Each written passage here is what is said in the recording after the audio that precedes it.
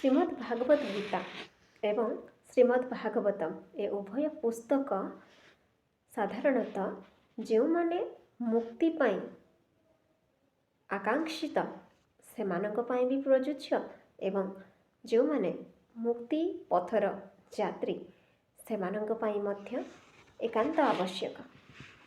ତ ଆତ୍ମା ଏବଂ ମୁକ୍ତି ପାଇଁ ପ୍ରୟାସ କରୁଥିବା ଲୋକଙ୍କ ପାଇଁ ଏହା ପ୍ରଯୁଜ୍ୟ।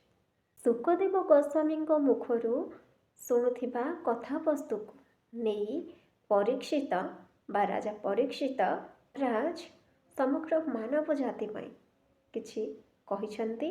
ଶୁଣିଥିବା ପରୀକ୍ଷିତ ମହାରାଜଙ୍କର ମତ ଅନୁସାରେ ମଣିଷ ଯେକୌଣସି ପରିସ୍ଥିତିରେ ଥାଉ ନା କାହିଁକି କୃଷ୍ଣ ନାମର ଶ୍ରବଣ ଦ୍ୱାରା ବା ମନନ ଦ୍ୱାରା ବା କୀର୍ତ୍ତନ ଦ୍ୱାରା ନାମର ଶ୍ରବଣ ଦ୍ୱାରା ଯେକୌଣସି ସ୍ଥାନରେ ଥିଲେ ମଧ୍ୟ ତାହା ସମାନ ପ୍ରକାରର ଫଳ ସମସ୍ତଙ୍କୁ ପ୍ରଦାନ କରିପାରିବ।